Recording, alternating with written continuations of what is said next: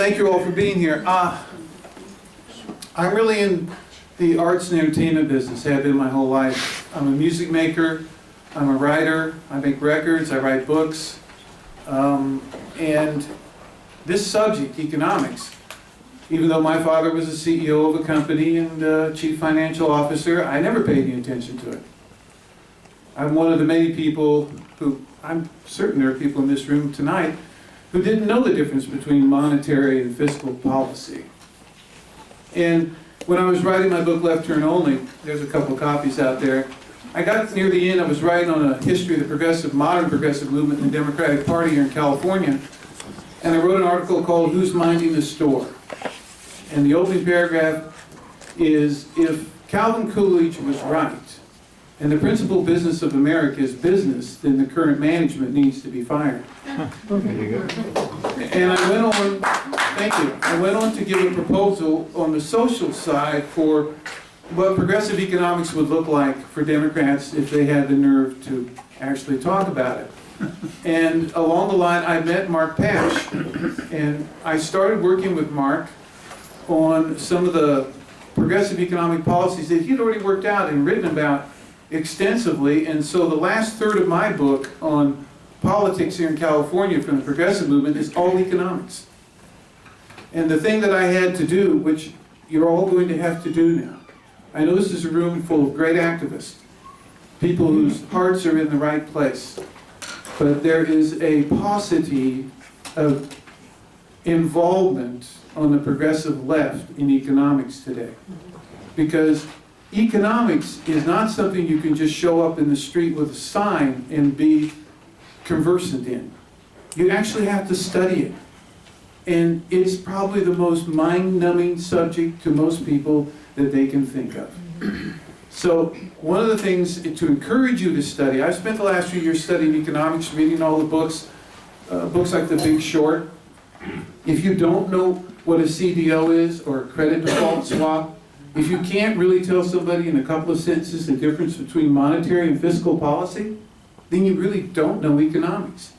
And you can't make a cogent argument on why the progressive left should take over the government and economics if you don't even know what it is. So, in order to humanize it and get you in on it from both a historical side, and Nomi has written extensively about the history of it and some other things that we'll get to talking about, and from the empirical side, Mark has a complete new progressive economic theory. He is really one of the leaders in this in the country, and a great website. If you just read the entire website, you would be conversant in progressive economics. And we all need to have that information. We need to know that when we have a conversation with anybody about what's going on in this country. So what we're going to try to do tonight is, with these two great minds, and these really are two great minds, we're going to try and make that more human to you, make it more relatable to you, so you can understand how we got here and the possibilities of getting out of where we're at, because that's going to be very important. So let me start first with Mark. Mark was named by Money Magazine as one of the top financial planners in America. His first book, Mark, is that E equal MC minus? F. F, okay. Instead of squared, it's F. F. Fiscal monetary policy. The Theory of Economic Relativity, Solution for the 21st Century. More recently, he founded the Center for Progressive Economics, and his current writing can be found at that site, which is cpe.us.com. Mark has founded a number of financial organizations and has served as an officer of various industry corporations and associations. His extensive background brings a grounded understanding of the practical and theoretical in the field of economics. He really is knowledgeable about the difference between micro and macroeconomics. Another thing you're all going to need to know. Mark has long been active in politics, and he actually ran for Congress in 1996, and too bad we didn't get him all the way there. That would have been interesting. So, please welcome Mark Pash.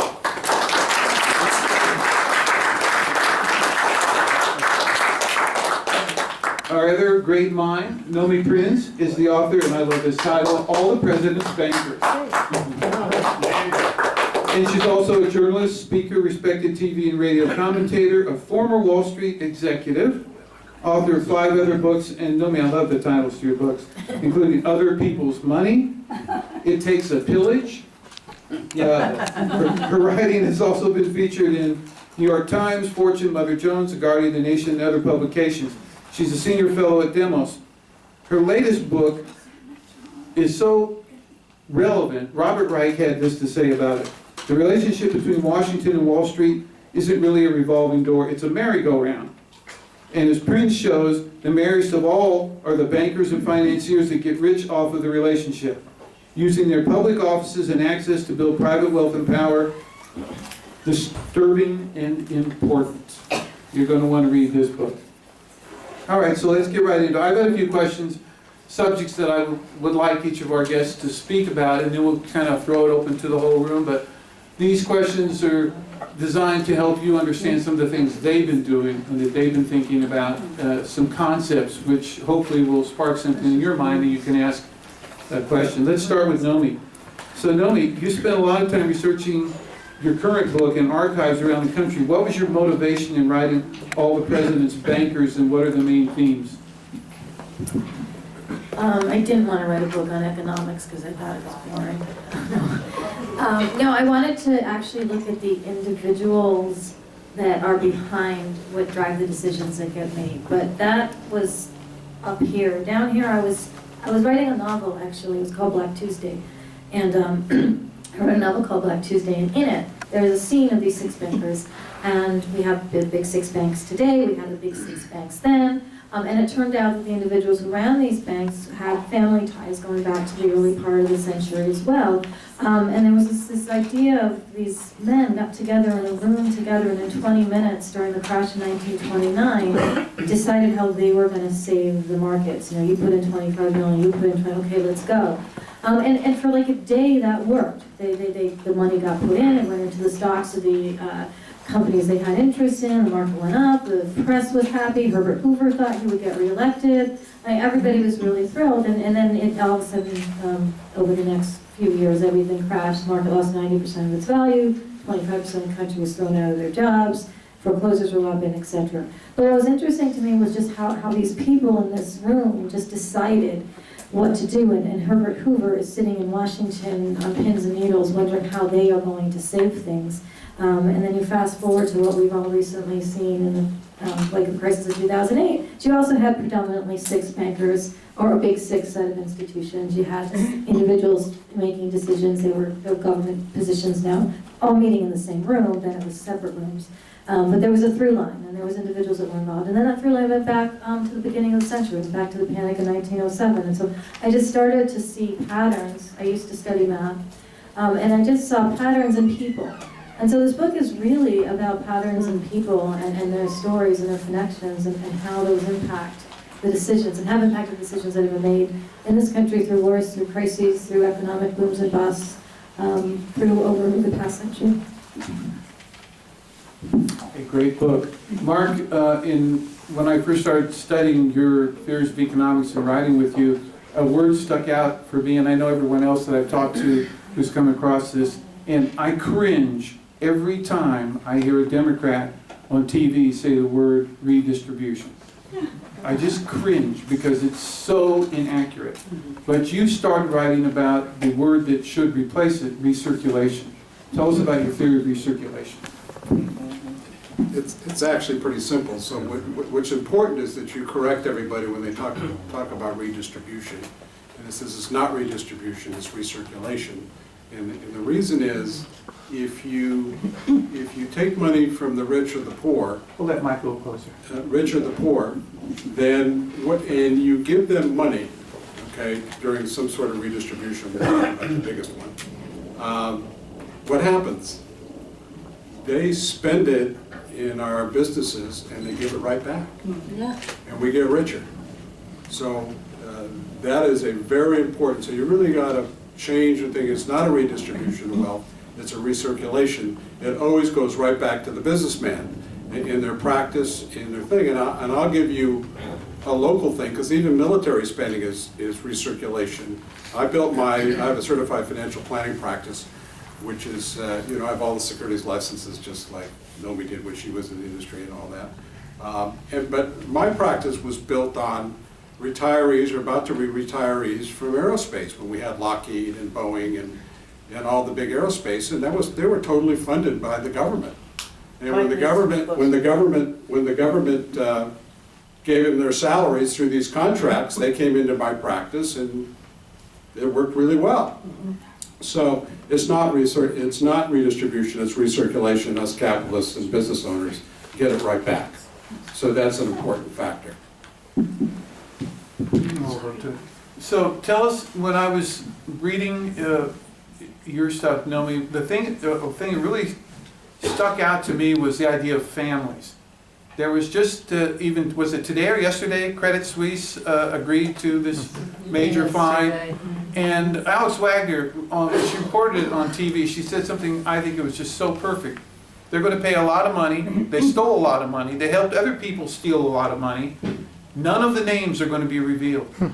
None of the names. So we tend to think of, okay, the corporation did that, the bank did that. But as you point out in your writing, a family did that. And several groups of families who are cooperating together. Tell us about that. This overall theory you have of families and corporations. Yeah, when I went to trace all these connections, starting in that room in 29, going forward, going backward in time, I started to see the patterns and put them together. I went through all the documents of various presidential archives, and I noticed that the same names kept on coming up through administration after administration. It didn't matter if the president was a Democrat or Republican. It didn't matter whether the Treasury Secretary was a Democrat or Republican. The families that have run the most powerful financial institutions in this country for the first 80 years almost of the 20th century were largely comprised of the same groups. They intermarried, but over the time period they created new legacies in the same institutions with their sons, they would marry their daughters to the sons of others, and they would create new bankers. For example, the National City Bank, which is now what we know as Citigroup, it was one of the big six banks of the time, it's one of the big six banks today. It was run for the longest time by the Stillman family, which became the Stillman-Rockefeller family, because James Stillman, back in the early 1900s, married off two of his daughters to two of the sons of John D. Rockefeller, and they created little Stillman-Rockefellers, and James Stillman-Rockefeller ran Citigroup, or National City Bank, in the late 50s to the early 60s. So this was an example of just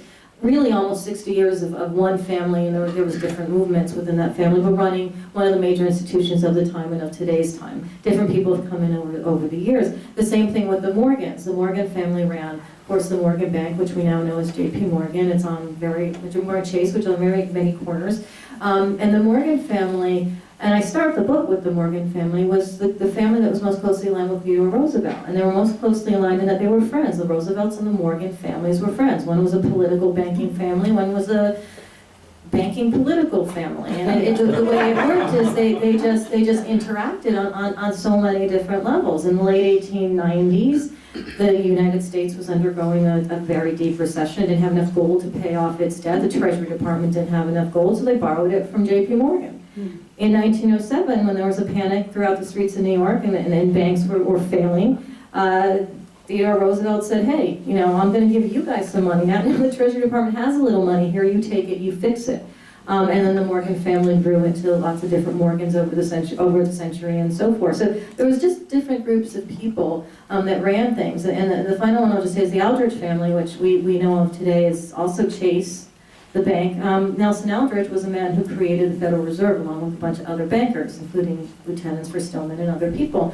He gave birth to Winthrop Aldrich, who ran Chase for 20 years under FDR, under Truman, under Eisenhower, and then became the UK ambassador under Eisenhower and was involved in all sorts of stuff going on, Suez Canal and all sorts of other things after that. So he was around a long time, and the great nephew of Nelson Aldrich became a four-time governor of New York State, known as Nelson Rockefeller, and also the vice president for President Nixon. His other brother became David Rockefeller, who ran Chase for 2 decades, a little bit of space in between after Winthrop Aldrich through the late 60s to the early 80s, through under Reagan, for a lot of different presidential terms and a lot of different happenings in the country. And so it just, when you look at who's running the money in the country, that the influential money, because I don't believe that money in itself actually is what runs politics. I believe it is the family powers that align together, that believe in the same things, that work together, that collaborate, that mutually enforce each other, that hung out together for years. Their families hung out, they got married, they went yachting, they went to the same schools.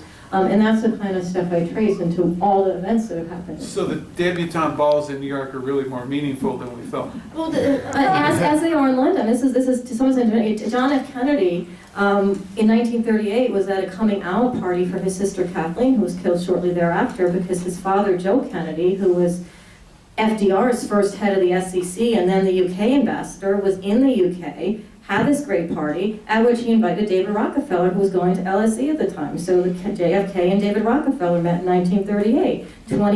30 years later, 25 years later, they're both running two very powerful poles of the country. One's running the presidency and one's running one of the top two banks. So this stuff does have long tails. Well, Mark, let me ask you about this. It was said, and I don't know the exact truth of this, that the Federal Reserve, because Nomi brought it up with the families in New York, and we know the big banks and their influence over the Federal Reserve, especially through the New York Fed. Tim Geithner came from there.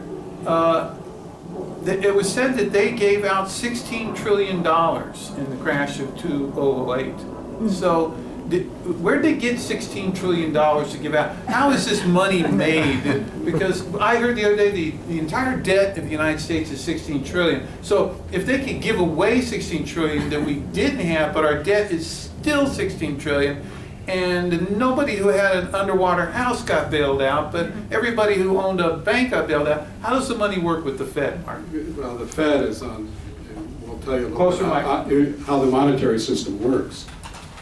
This is what created the money. There's a computer below me. That's all they have to do in the New York Fed in New York is they push the key on a computer and it creates whatever money they want to create. Out of nothing? Out of nothing. Out of thin air. All fiat money is out of thin air. It's just backed by law. So that's how they created $16 trillion. You know, taking a little, we'll talk a little bit about the monetary system so everybody's on the same page. So you understand what's going on a little bit. Before that, I'll give you a quiz, because she mentioned Chase Bank. Who was Chase? Anybody know? Samuel P. Liz? Chase. Sam Chase, Samuel P. Chase. Yeah, who was he? Multi-millionaire. I remember. The Secretary Treasurer under Lincoln. Goes back a little farther. She didn't start her book there, but you know, it goes way back. Here's the key thing that you have to understand. When you make a deposit in a commercial bank, which is a Wells Fargo, Bank of America, etc., the bank doesn't loan out your deposits. The bank is what creates the money. They will create money in order to loan out. They are not a direct intermediary like a mutual fund. A mutual fund only uses your money. The bank creates the money. And they create the money using only debt. Someone, either the government or privately, has to go in debt for money to get into circulation. This system does not work. It hasn't worked since the beginning of it started 1,000 years ago. It eventually will collapse. So no matter who's running it, if you had St. Francis of Assisi running it, he would collapse it, okay? Because the system doesn't work. And you know, human beings, you know, we're inherently quite flawed, okay? And we make mistakes, no matter how well trained you are. So the key is to get the correct system to create and just distribute new money. And the important thing is create. So these bankers have the power to create money. And if you opened up a little printing press in the bottom of the basement, how much could you print? Okay, now it's all digital now, so you just need your computer to push a button. So that is an immense power. And that's what breaks down the system. Because you'll have to go to my website, and I have all, and I try to write short articles and read my monetary section. It's only 10 pages. And I'll give you out my card if you don't remember my website. Minerva, who helps me, and Brad, we have cards, and you can get my website from there. And that is the key issue. Who creates the money? Now, according to the Constitution, it's Congress. Article 1, Section 8, Clause 5. Okay? So that is the major debate, because it's not who runs it, it's what they're running. Okay? And if you have this power to create money, you're going to all drift to that power because that's where the money is. Okay? And we have to bring that power of creation, not necessarily distribution, the creation power back out of private hands and into the public arena. And there are two ways of doing it. There are two proposals out there. One, create a new monetary authority under the federal government. And my favorite is just give it back to the legislature because they do it anyway, indirectly. When they do deficit spending, okay, that money is basically bought up by the Federal Reserve over time, and they use that little finger and print money and pay it off. So it is not a debt, okay? There is no such thing as a national debt. It's a national monetization account. We never have to pay it back. We haven't paid it back since Andrew Jackson. Andrew Jackson paid it back in 1835 and eliminated the money from our economy, and of course we went into a depression because no money. The single greatest cause of the Revolutionary War was when the Crown, not the Boston Tea Party, is when the Crown took away the colonial currency and sank the colonial thing. And that's not my opinion, that's Ben Franklin's opinion in his autobiography. So money is a very, very key issue, and all we're trying to do is to start the debate. And you notice there's no debate on that. Because if you take the power of creation of money and make banks intermediaries like mutual funds, you eliminate a lot of this corruption, a lot of this money, a lot of this political things that go on. And that's the system on the website, and we can talk about it on questions. But it's very important. That's very interesting. So Nomi, for you, a question for you now. The Mark's talking about how the money is created by the Fed. You're talking about how these families control the banks Mark's are talking about now, where the only way the money is actually put into circulation is through these big banks and their debt. But you also say in your book that JFK and Nixon had a different relationship with these bankers. How was their relationship different? Well, they, even though Kennedy had the family ties as through his father, through the Rockefellers and so forth, to the financial community, his personality was such that he wanted to really do his own thing. A lot of the photos you see of him standing next to major bankers at the time, whether it's John McCloy or even the younger David Rockefeller, he's very uncomfortable. His hands in his pocket. He's very. He doesn't really know how to engage them, or chooses not to engage them, even though he came from this position in sort of Eastern establishment, from which at the time they'd all come from, and these were the men that were running the financial institutions. Nixon, on the other hand, came not from the establishment. He came from here. He came as a very gritty politician with a lot of issues, but he sort of worked himself up. But he had the same kind of adversarial relationship with some of the bankers, and through both of them, and this kind of relates to tangentially to what Mark was talking about. Under both of them, the bankers at the time wanted to find a way to be less constrained with respect to money. They wanted this idea of fiat money, or money that could be printed, as opposed to for them having to reserve, say, gold or something else behind it.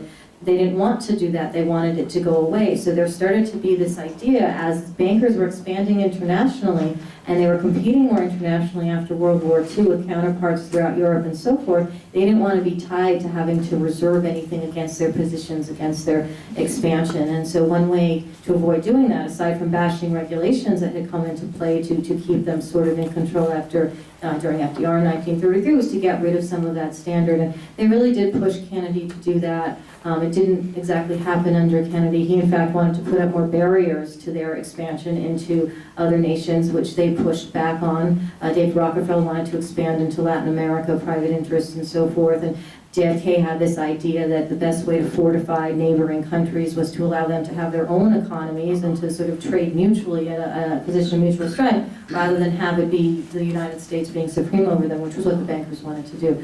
And then under Nixon, by the time, LBJ in between was just friendly with all of them. But he was very interesting, and I spent a lot of time at his life. He was very interesting because of just his personality. Obviously, such a politician, and such a "you give me that, I'll give you this." That he, in his first speech in December, a month after JFK was shot, he had a speech to the business community where Sidney Weinberg was there, who was the head of Goldman at the time, and all these sort of big bankers, and it was touted in the press as being the best speech to rouse the businessman in America that the businessmen had ever heard. And this was sort of what he did. So he had them on his page. Nixon didn't.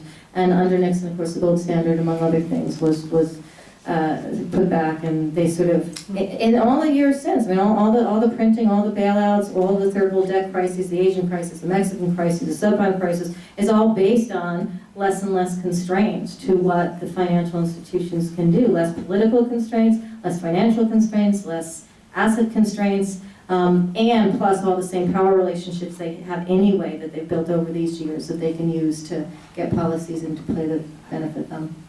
Well, talking about politics, and Mark, you can, you know, we hear Republicans, especially coming out of the Fox infotainment system, talk about everybody has to balance the budget in their household.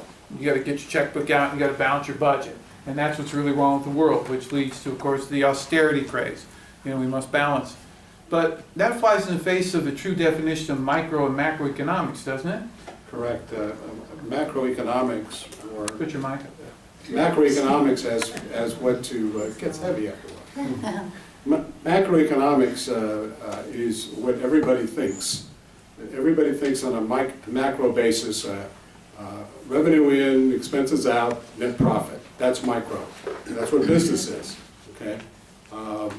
Macro is, I want to have a very healthy overall economy, whether globally or nationally, which means I want to have a lot of clients, customers, and consumers that are well paid in order to come into my store, okay, or my practice, or wherever, okay?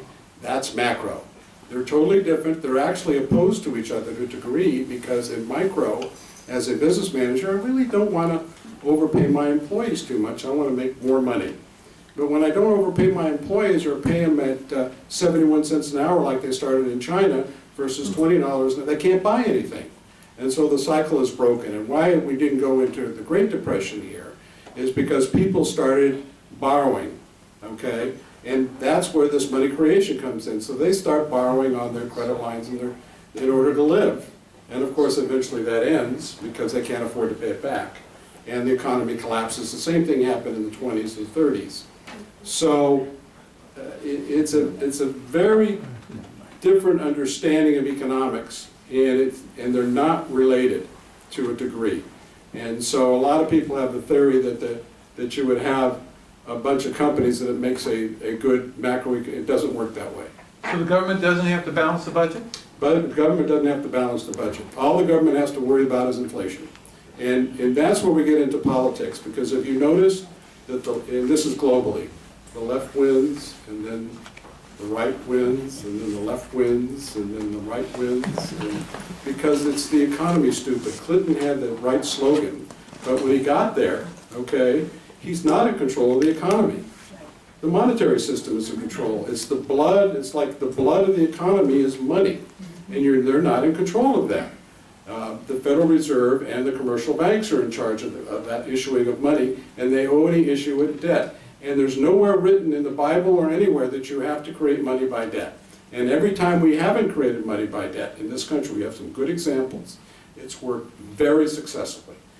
And all you have to do is watch out for inflation. And it's a totally different concept. And you can lower taxes, so the right will like that also, because you won't have to have as high taxes, especially on the average person, including payroll taxes, because some of the programs are paid for through issuing of money. Okay, and I can go into more detail. Especially, how about an created example? not by debt. okay. See this little finger? Okay, so what happens is if I'm take back the power, I cancel the Federal Reserve Act of 1913. That's what we want to talk about a little bit more with Nomi. Yeah, and then what we did in the colonial period is this: we issued currency and we spent it into circulation. We did that also during the Revolutionary War, and it worked. But the big example is the greenbacks by Lincoln, because the banker said, okay, we're going to loan you, and this is how the Europe worked, we're going to loan you all this money to fight the Civil War at 5% or 6%, nobody might know the exact number. And he said, well, he basically said, thank you, but no thanks, and printed up the greenbacks, which are basically no backing. It's just greenbacks. It's just paper currency. They didn't have digital in 1860. They didn't have electricity in 1860. That's all that has to be done. And it's so simple because the cost of creating a dollar is zero.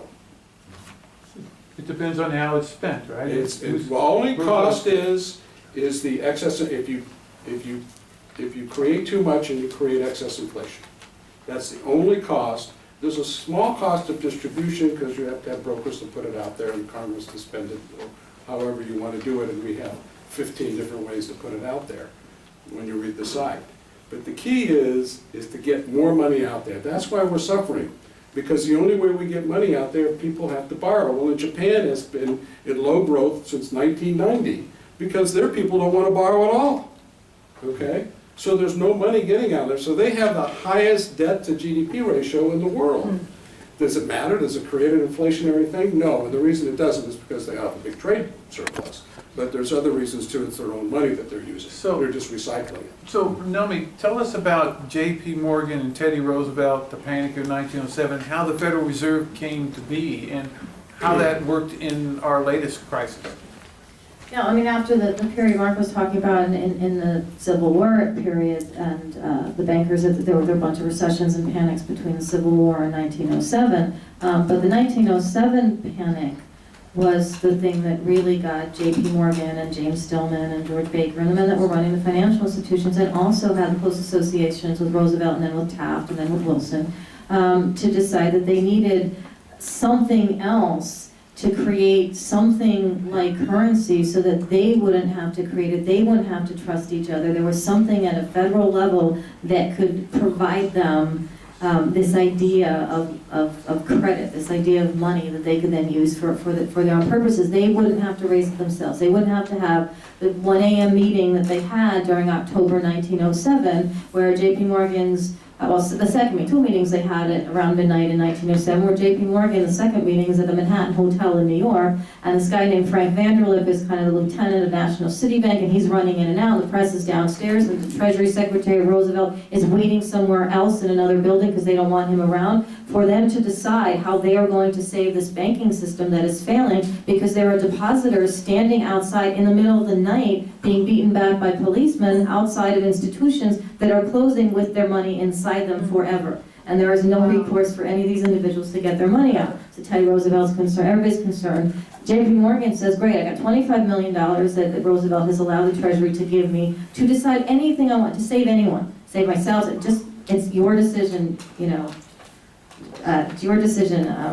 And got his friends to raise money too. And his friends also put in money to save banks. They didn't save the banks that were failing. They saved the banks that they wanted to fortify, that they were friends with, that would be stronger in future years. So they didn't save something called the Knickerbocker Trust Company, which was the one that was failing with all the people outside it. They saved the Trust Company of America because they had relationships in there, they had investments in there, their friends ran it. And so just like more recently, where a bunch of people in Washington and Wall Street got together to save themselves and sort of the closest alliances, that's exactly what happened back then. But after that, even though J.P. Morgan used not a single cent of his own money, it was Treasury money, and he got James Stillman to ask William Rockefeller to issue shares out of Standard Oil Company and raise some money from them and give it to him to make the decision with, used none of his own money, got heralded a king by the New York Times and other papers at the time anyway for saving the panic. Teddy Roosevelt says in his memoirs that he diverted the nation from a catastrophe. Of course, that's a word that we've heard very recently as well. Hank Paulson on his knees in front of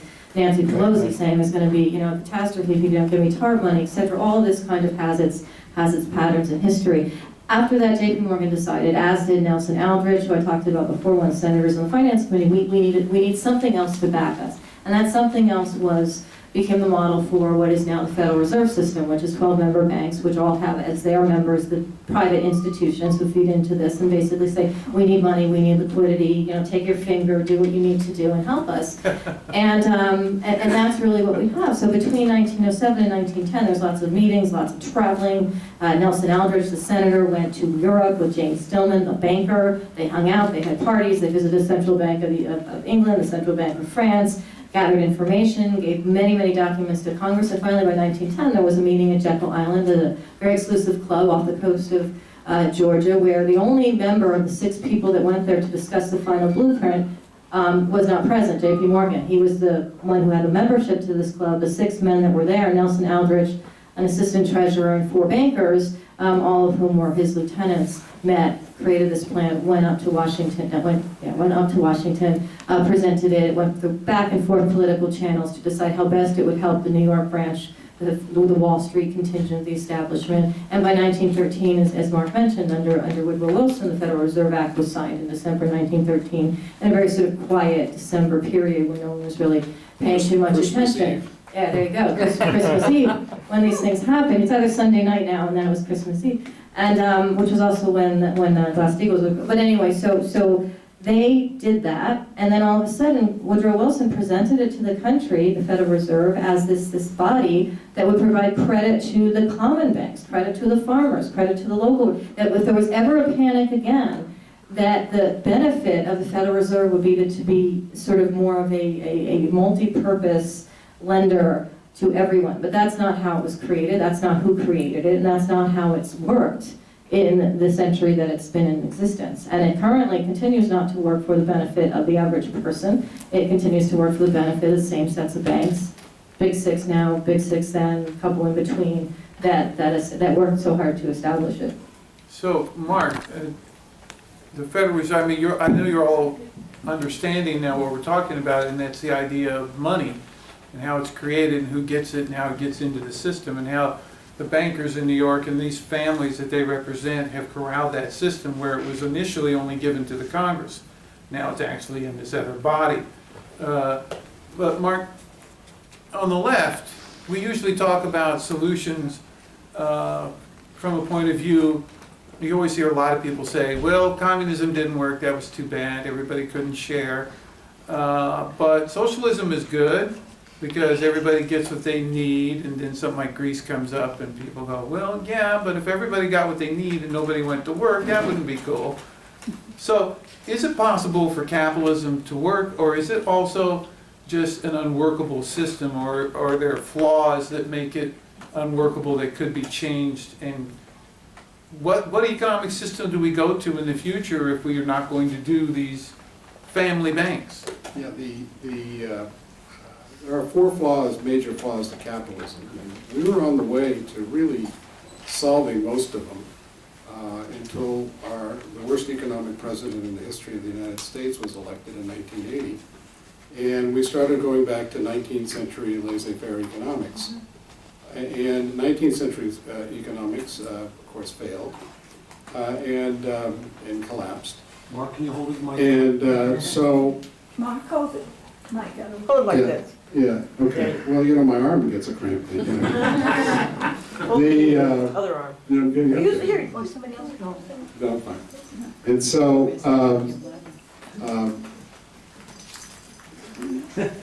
no, that is. That's right. So you have a problem. I can bring my Where's book his out. book? My book was published in 1999, predicting the crash, because the monetary system has to crash. Because what happens is when they create money only by debt, they don't create the interest. Everybody understand that? Okay, and so how do they pay back the bank and the interest? They can't, because it's not there. So the system eventually collapses. It's an unsustainable economic system. Okay, so getting back to Brad's question, there are four major flaws. I'll go through them really quick because they're on the website. And the first one is the Republicans solved with the Sherman Antitrust Law. And we need to really expand that because we've moved back into monopolies and oligopolies, and that's our trust legislation, passed by Republicans and implemented by a Republican president. Then when FDR came around, he got into this recirculation where he started bringing back, and what's the biggest recirculation program? Social Security. Social Security. It's not the greatest. Why? Because what we're doing is we're taking the money from our poor kids and paying their parents, who are a lot of times wealthier, although 65% or around 60% of Social Security recipients, that's their major income. That's their largest income, okay? Think about that, okay? So that's the largest recirculation program, and we need more of that. And The Economist magazine came out and said the same thing recently, which is interesting, that we can't do it through wages, that we have to do it through government subsidies, being Medicare, medical for all, free education, et cetera, et cetera. And that's how you eliminate inequality. And create better customers, and everybody's in business. And the main thing is, of course, the number one issue is monetary reform, and that is to The Federal Reserve is neither federal nor a reserve. They don't have a reserve of money, they just have their finger. Okay?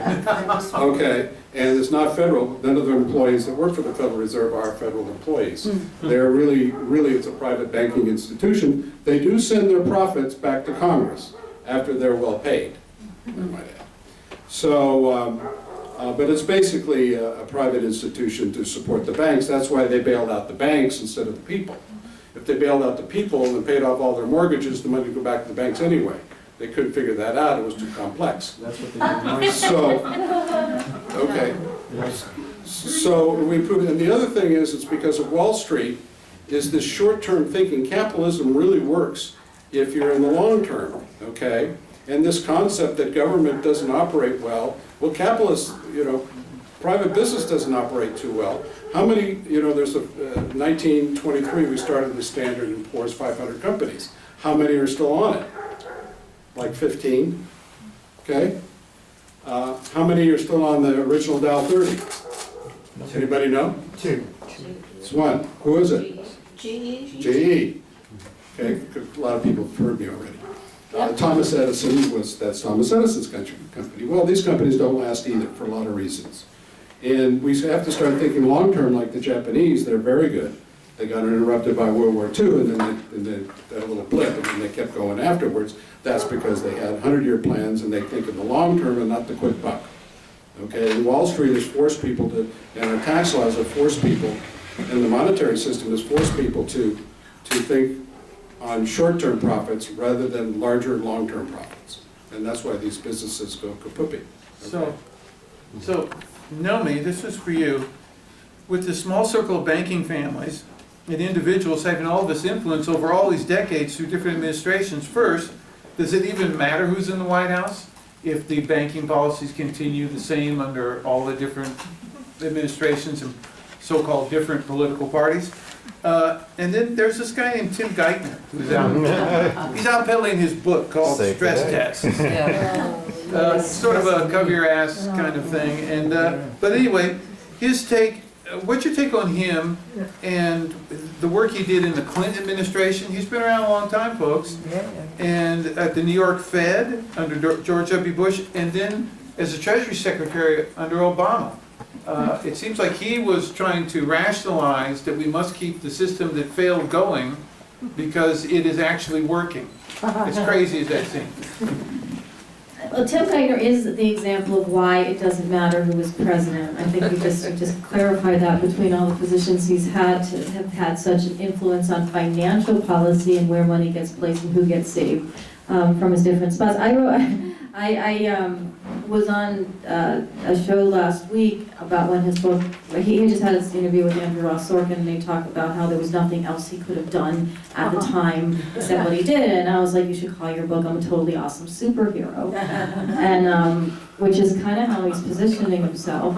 And as Mark mentioned before, what he could have done was, or any of them, Hank Paulson at the time, who was the Treasury Secretary when Geithner was, the head of the New York Fed, and any of the individuals, what they could have done is say, gee, let's save the mortgages. And not just because that would have been a nice thing to do for the greater population, it would have created more economic stability for a greater number of people. Not even because of that, because of the second thing that Mark said, which was that if you fix the mortgages, if you do that nice thing for people from a financial stability perspective, it is cheaper in the long run because those mortgages are what lines all the different sort of pyramids of toxic assets and all the other things that banks bartered and created and distributed in critical countries, selling them into, because the mortgages actually line these securities. So there wouldn't have been an issue of these securities deflating and causing such a tremendous crisis everywhere, because the mortgages underlying them would have been secured, and then the securities would have been secured. Now, there was a lot of other shady stuff going on, but certainly it would have been done or could have been done in a better way. Tim Geithner didn't think of that. Even though he had been in a position of, yes, he was an assistant treasury secretary under Bill Clinton, under Robert Rubin at one point as a treasury secretary, been the former co-CEO of Goldman Sachs, and then for a minute under Larry Summers when the Glass-Steagall Act was summarily repealed. It had been being repealed in stages from the beginning of Reagan's administration in terms of allowing these banks to leverage or bet or do whatever they could, creating toxic securities, creating derivatives transactions, putting things offshore, continuing to put things offshore. None of these things seem to be a problem to Tim Geithner. In fact, there are many quotes from his years in different roles that he played in Washington and on Wall Street and for Wall Street while in Washington, that he didn't understand anything about finance, certainly not anything about economics. So that's the problem with him. So going around in his stress test book, of course, it's a legacy book, just like Hank Paulson's book was a legacy book, that he as a Treasury Secretary could do nothing else. George W. Bush's Decision Points book, there's a little teeny bit about the crisis, and it's a very, very big type book. It's very, there's a little bit about the crisis, how Hank Paulson said, if we don't do this, if we don't go, as George W. Bush put it, all in to save the banks, then there would be a greater catastrophe, all this sort of catastrophe crisis kind of language, and that was what Tim Geithner positioned himself as supporting. That's a story he's sticking with today, and that's a dangerous story. And all of the decisions that got made that created that particular crisis, that created low interest rates, subprime loans, the fraudulent combination of those loans into more complex assets, all the different things that happen within finance to kind of take money out of all these different steps along the way of rejiggering the loans at the bottom of any particular asset. All of that happened under presidencies of a Republican and then a Democrat and then a Republican and now a Democrat. So it's still going on. So none of this stuff is actually stopped. It's just permuted into different ways. The Federal Reserve still is holding and continuing to buy.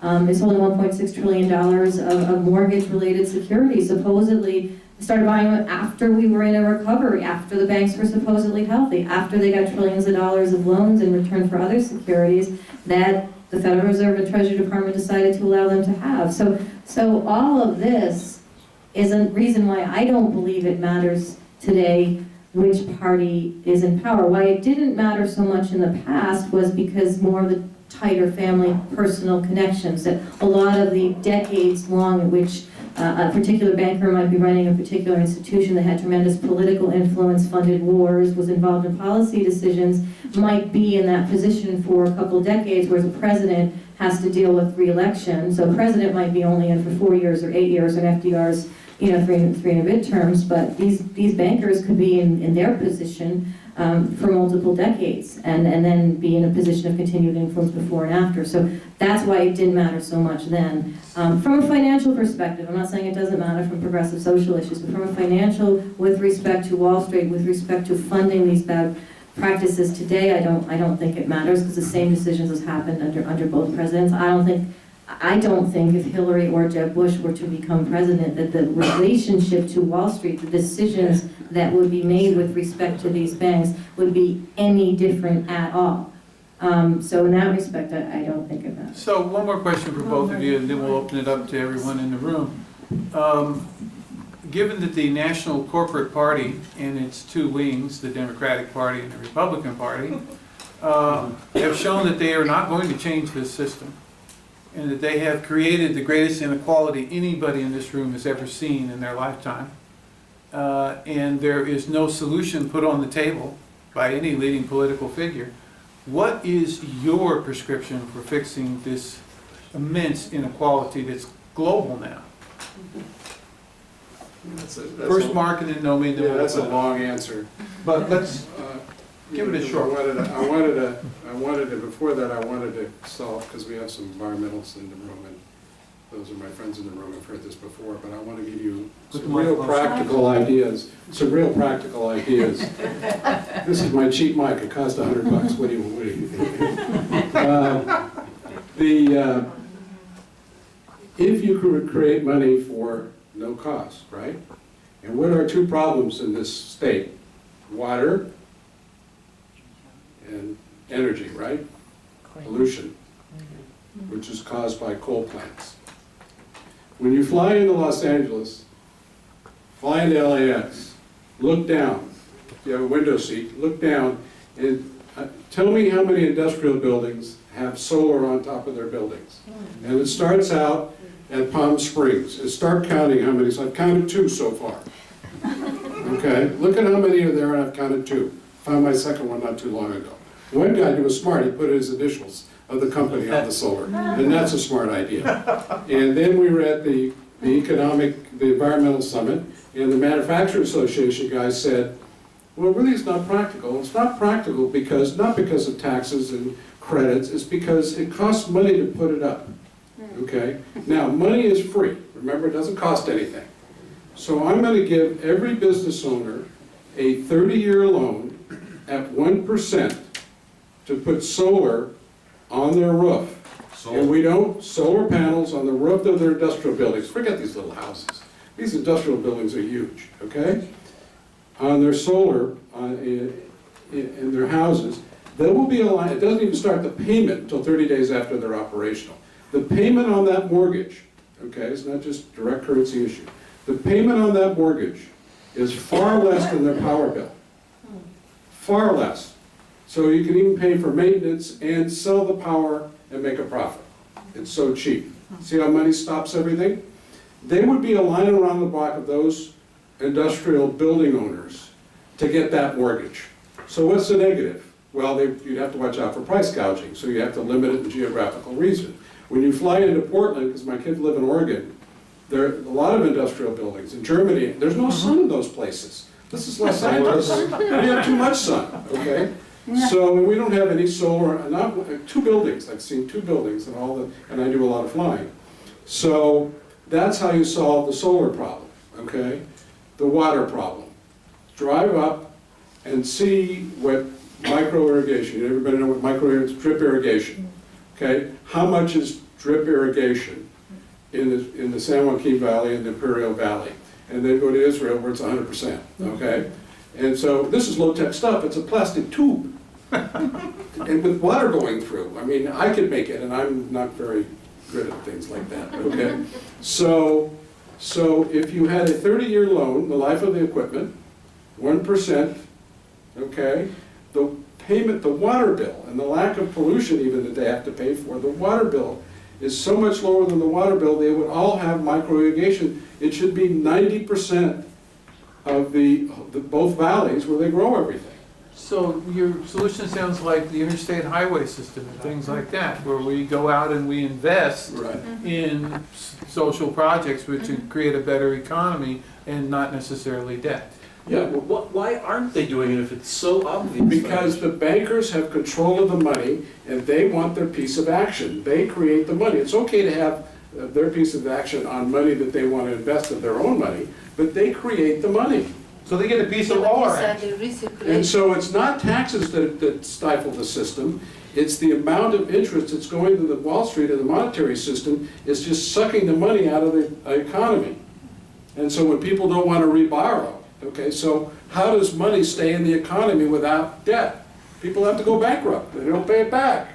So when you pay back your loan, the money goes down, okay? That's what happened. The wealthy during the crash of '08, who had money, we start paying back our loans. So then the money supply went down, okay? So we need a progressive banker to finance. We need to take, yes, we need that too. We need to take the power of monetary creation, very simple, not the Glass-Steagall, the power of money creation away from the banks and put it in the federal government. Not the distribution necessarily, but the creation, okay? Because these guys, you would want that power.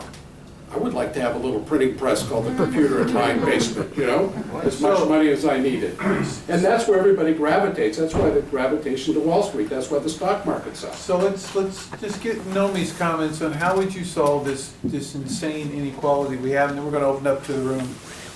Well, I think on one level, it is a political financial philosophy that allows this to exist. It allows the Federal Reserve to have been created, to have been here for all these years to sustain a flawed banking system that doesn't provide the money to the general population at the levels that it retains this money to be a speculative bet, or whether that is in the United States or whether that's in any other country or on any other commodity or in any other form that it sees fit. So on the one hand, yes, having the ability to have a call on the creation of money from Wall Street is definitely an important thing to do, but it's also important. The idea, for example, of Glass-Steagall was not just a legislative act.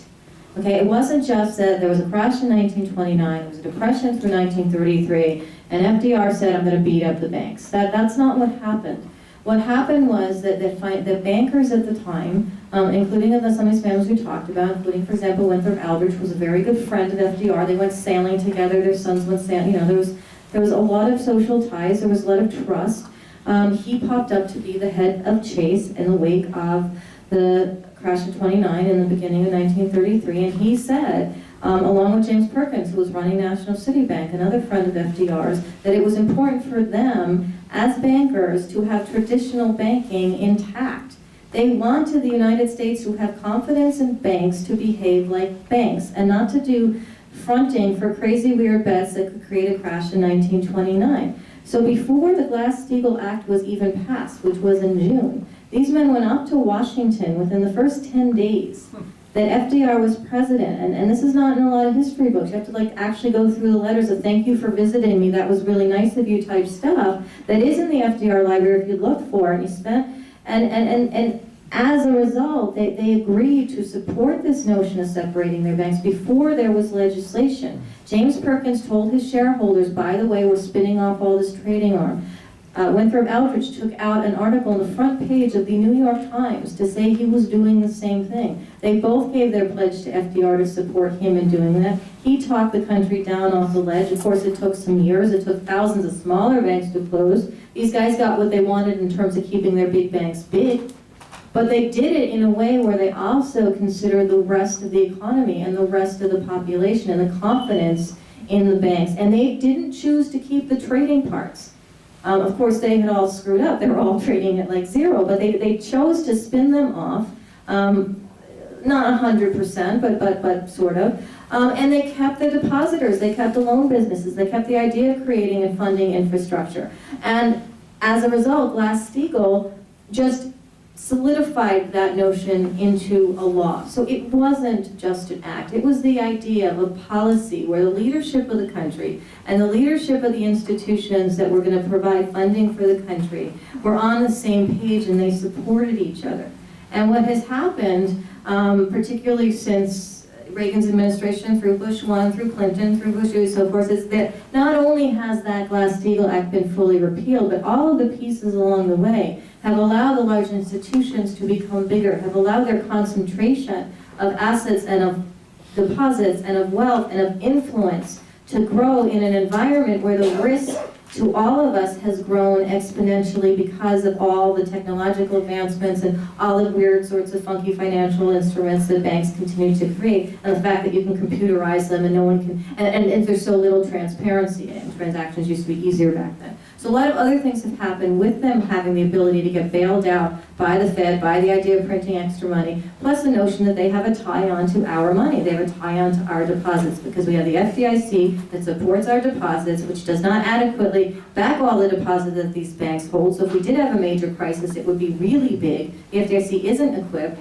but it's used as this catastrophe argument. It's used by someone like Geithner and Paulson and whoever's president to say if we don't help the banks, the depositors will be at risk. So we are actually collateral to all of this because the banks can do what they do, can create money, can speculate, and have our deposits as well attached to them and sort of held hostage in this whole process. So we need both. It sounds like a Dr. Phil show. So, they keep telling us, if you don't let us have everything, we won't have everything. Okay, so let's open up for some questions. Kevin? Right, and this is for both Mark and Nomi. In Dreider's book, Secrets of the Temple, he talks about how the whole concept of a Federal Reserve didn't come from bankers or academics or economists. It really came from barefoot farmers that were struggling under the gold standard and a few other things. But by the time the idea got to Washington and Jekyll Island, it was thoroughly bastardized. And my question is, let's just say, Mark, your idea comes to some kind of fruition, or Nomi, concepts that you might have to better regulate and manage our money supply. You know, what's to keep again, this ruling class that you mentioned in your book, from getting a hold of it and turning it to their own aims and putting their spin on It's, it. I think you're a little wrong on the populist movement and that Ryder mentioned, but that's how it started. Basically, our founding fathers put it together. Checks and balances, massive checks and balances, you can read that on my website. And the distribution systems that instead of, you see, we only put out new money through debt, but the debt is even small. Mortgages, credit cards, a few things, 3 or 4 things that you can borrow, and you've got to have money to borrow it anyway, okay?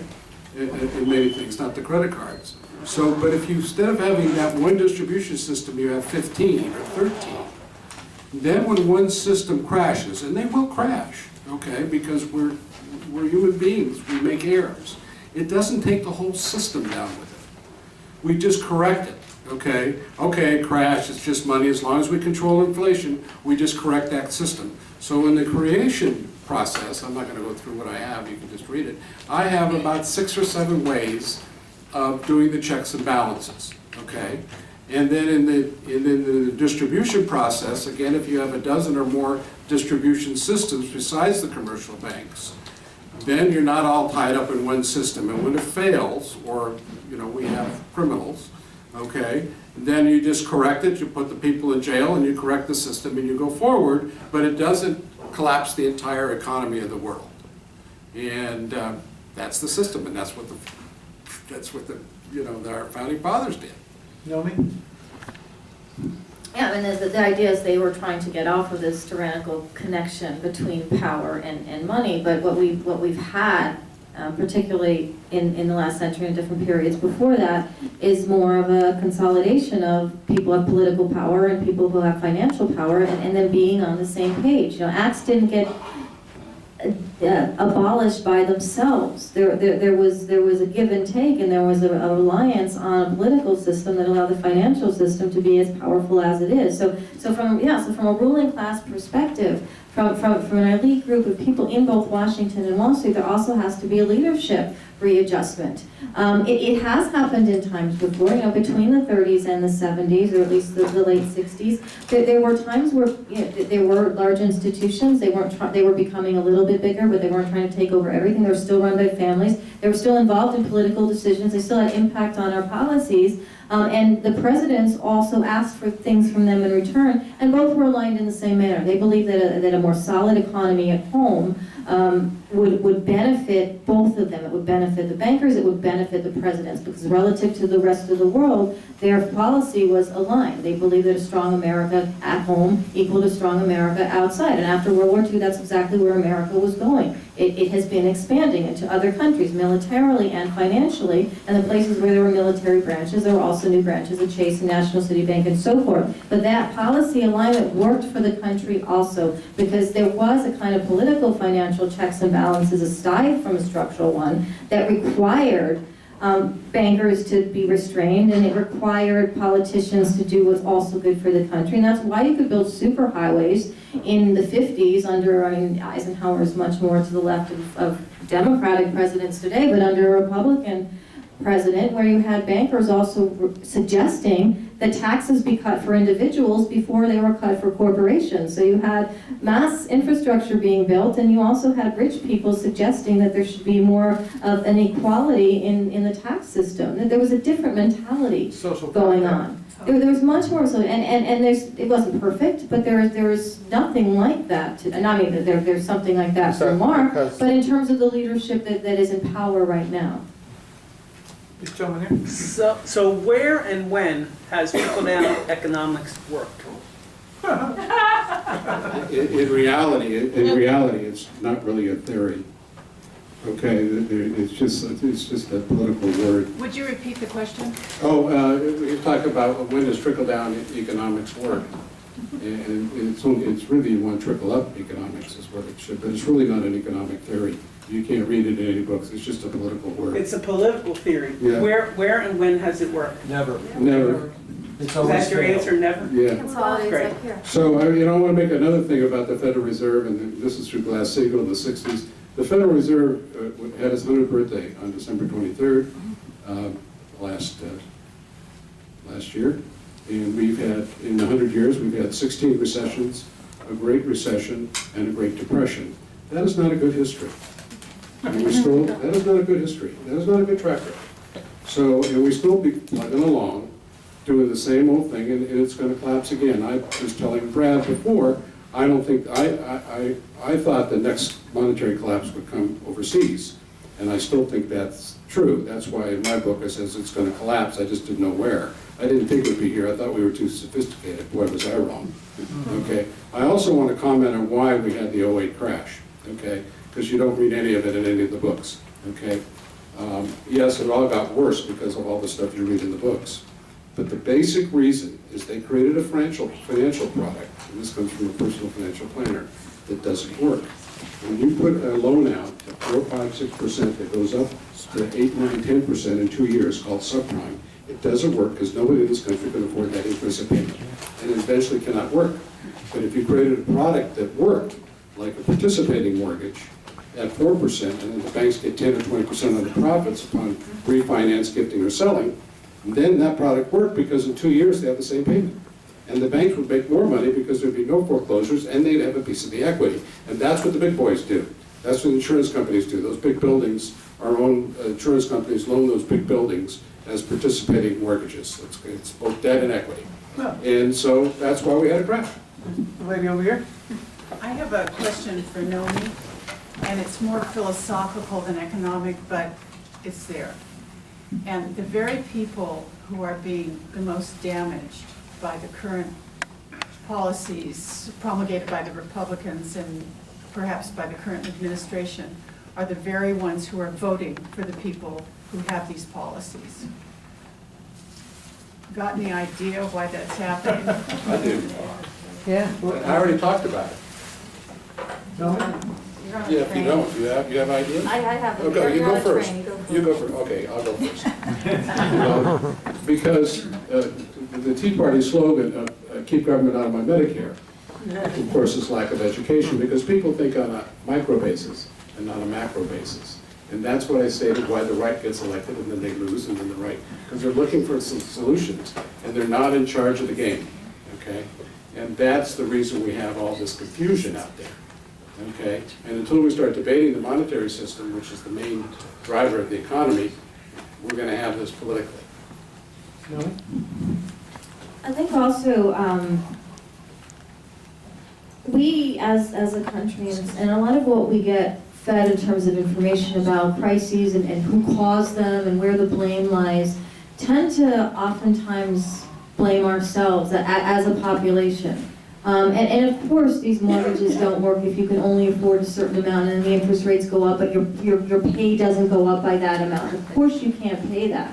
But there is this sort of propagated notion that somehow it's still your fault. There's, I mean, I'm still on shows where I'm arguing, I'm like 1 out of 4 people arguing against individuals who are saying it's all the borrower's fault. And I'm like, well, the borrower didn't create these types of loans. The borrower didn't securitize them. The borrower didn't get AIG to wrap them. The borrower didn't sell them into small little towns in Norway, where I've also visited and seen the devastation. That didn't happen. There was a major pyramid above even the individual loans that were flawed to begin with.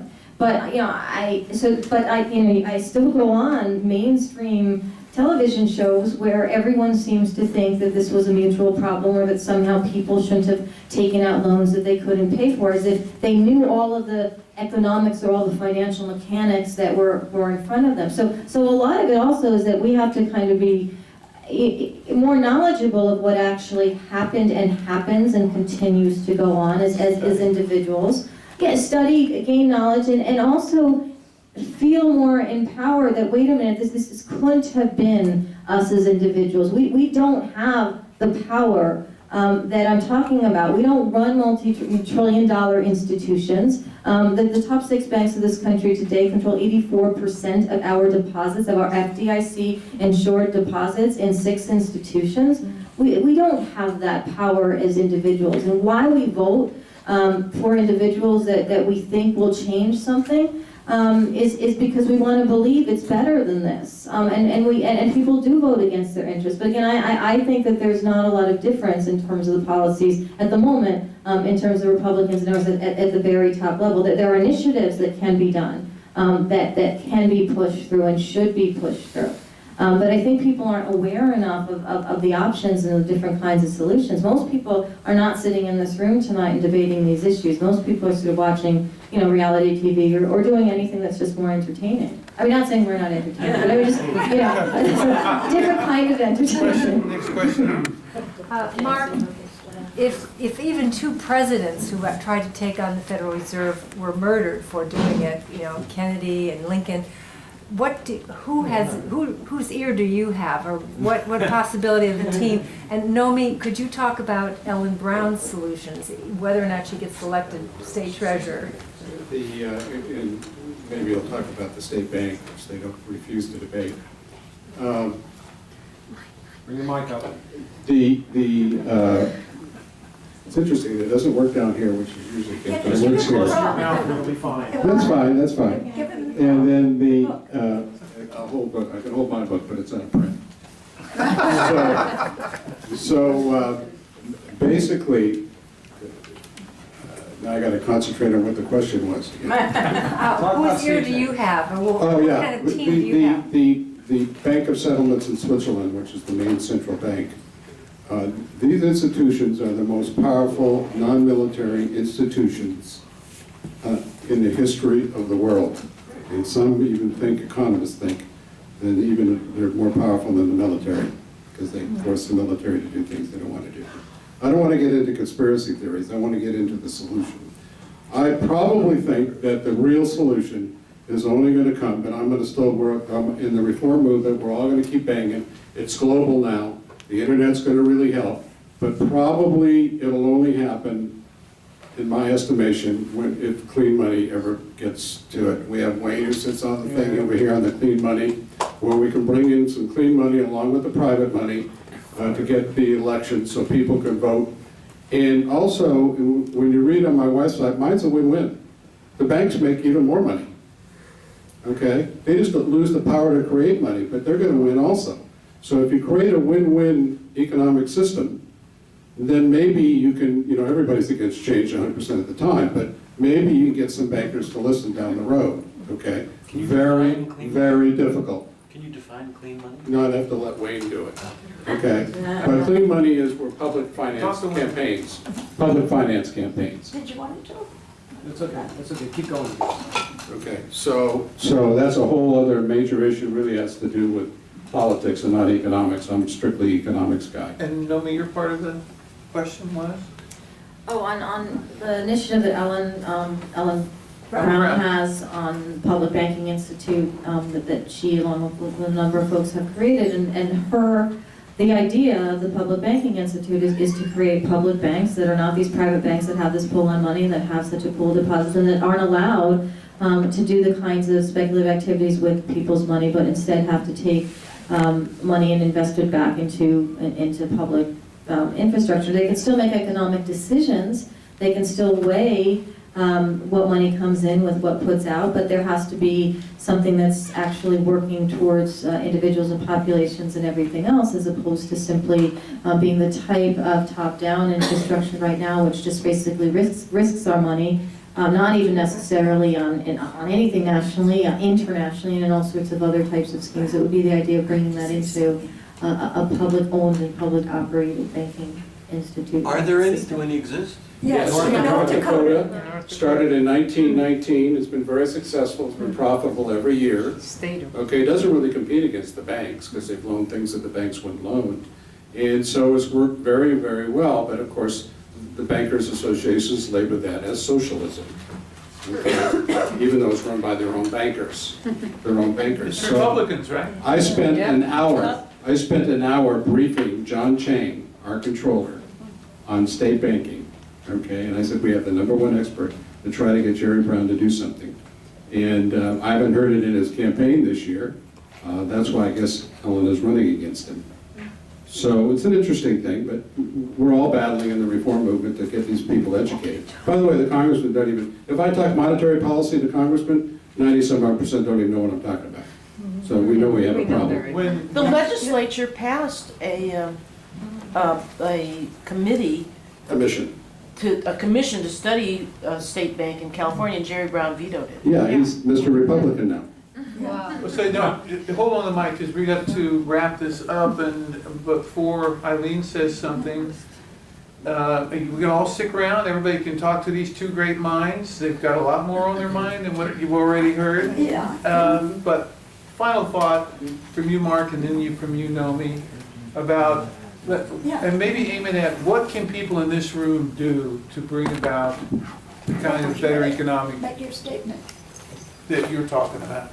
Why don't you make your statement? Well, yeah, Let's, Steve. Oh, sure. Ben Cohen of Ben and Jerry's, you have heard of Ben and Jerry's, Come up front. started a campaign to stamp our currency, which is what I'm doing out here in the lobby. Oh, that's right, yes. Yeah, and it's Use just a the little. mic. Use the mic here. Oh, sorry.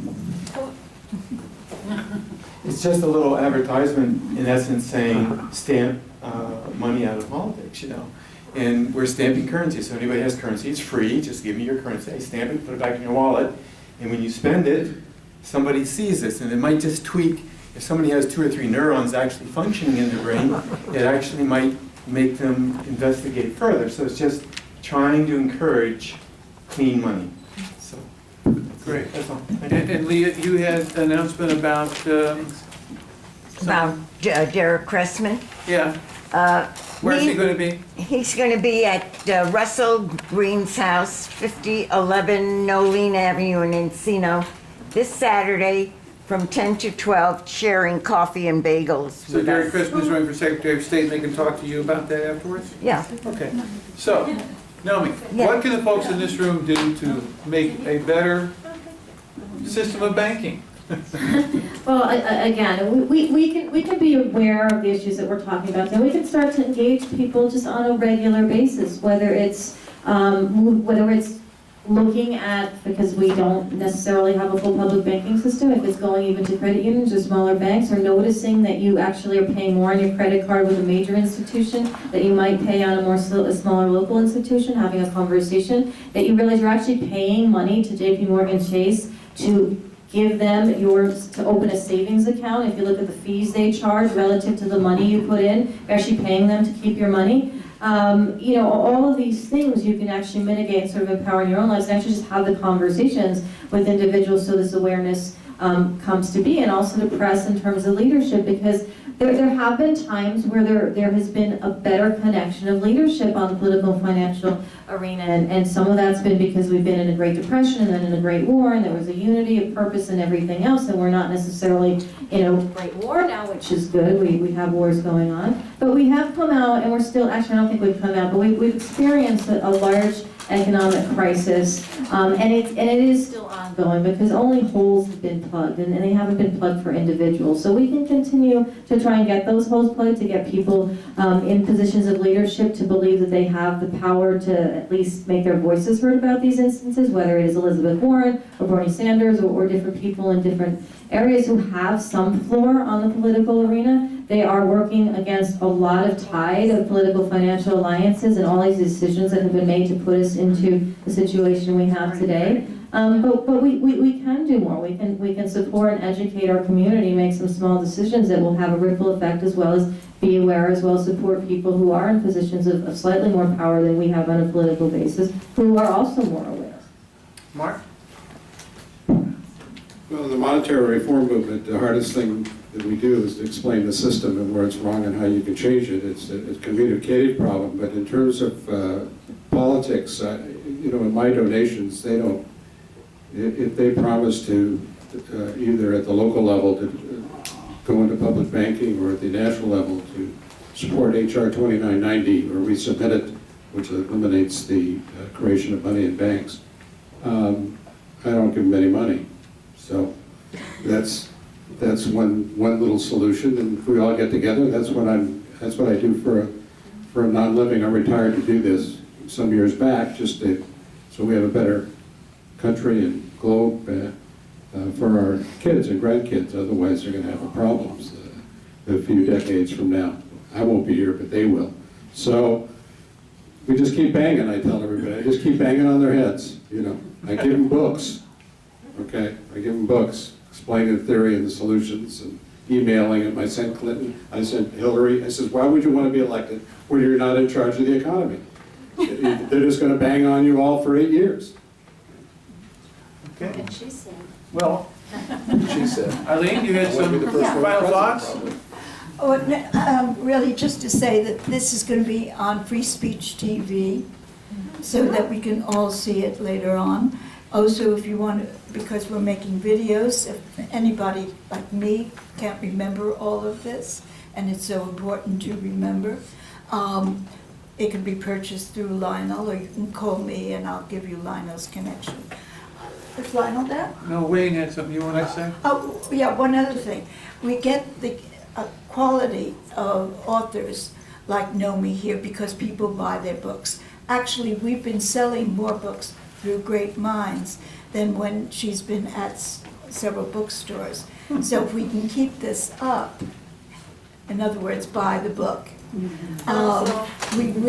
And Mark's book. I didn't know, Mark, you have some. It's out of print. Your books. It's out of print. You have and we're Brad. I got some books out there too. And Brad has some of his books. And some records. And Lance is out there. Lance had one of the last great minds, The Evolution of a Revolution. So everybody will be convening We outside should have had Ellen and Brown's buy book. books. Wayne? Christmas is coming. Ellen Brown. We should have- Wayne had something to say? And also the new one's great. Is it? Oh. So, I've been listening to Mark and Brad about economics and politics for quite some time. And I want to try and tell you what I say to people to get their brains to switch and begin to understand what Mark is talking about in a way that they can relate to it. Usually with a business person, I'll say to them, which would you rather have? Lower taxes or good quality customers? You can't have both. Which would you choose? And it's always the deer in the headlights look. Well, the reality is they will always come back and say, I want good quality customers. The only way you get good quality customers is if you have recirculation of currency. The economy is like a human body. If blood and oxygen and fuel doesn't circulate through the entire body, eventually portions of it atrophy. And the brain is thinking in terms of the plutocracy and the oligarchy that we have. That's where all the wealth is held and nothing is going anywhere else. And so everything else in the body is collapsing. That's why Sam's Club is collapsing, because they're feeding off of the least wealthy in the economy, and they can't sustain themselves because there's no more currency there. So when you say to people, are you really serious about no more taxes? Then you are really serious about destroying economies. And that's what's involved here. That's why recirculation is the key word. And that means we have a social compact. And if they say, but that's socialism, you say, you live in a socialistic society. You drive the roads we all pay for. You fly in the air without crashing because the FAA is a government agency. You have the military, etc. Break it down for them so they understand they're a part of a system. And then they will begin to start thinking out of the box and realize that everything they've been taught is wrong. So let's just end it up. Right. Convene outside. Thank you all for being here. Thank Nina Merson.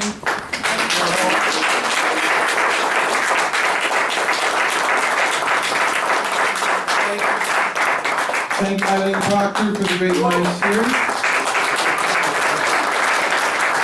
Thank Mike Pash for being here tonight. And thank Nomi Prins for the book that